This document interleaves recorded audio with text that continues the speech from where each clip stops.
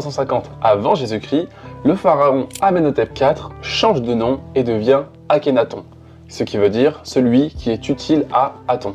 Et il rompt brutalement 2000 ans de polythéisme égyptien. Les dieux comme Amon, Osiris, Horus sont rejetés et leurs temples sont fermés. L'Égypte n'adore plus qu'une seule divinité, c'est Aton, le dieu soleil et universel. Je pense qu'on peut peut-être prendre 2 minutes pour expliquer pourquoi ce n'est pas un monothéisme, le culte d'Aton. Je me permets parce que je suis en train de préparer une conférence sur le rapport qu'avaient les Égyptiens à leurs dieux et à leur panthéon. Donc j'ai un peu travaillé sur le sujet. Déjà, non, Akhenaton n'interdit pas le culte des autres dieux. C'est la base. Un argument qui broie littéralement l'idée du monothéisme. À aucun moment, en fait, le seul qui est vraiment persécuté, c'est Amon, à partir d'un moment très précis du règne, où là on a des martelages, etc.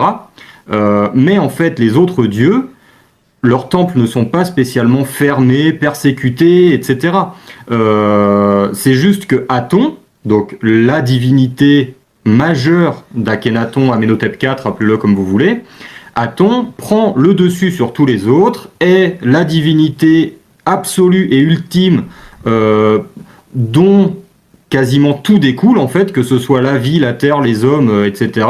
Ça remet à plat beaucoup de conceptions diverses et variées. Mais non, Akhenaton n'interdit pas les autres cultes, il survalorise le culte d'Aton, notamment en s'identifiant lui-même à une sorte de prophète, voire, enfin prophète pas au sens où on l'entend dans la Bible, etc., hein, qu'on s'entende bien, voire à la divinité elle-même, en tout cas à son émanation, mais la religion amarnienne n'est pas un monothéisme du tout.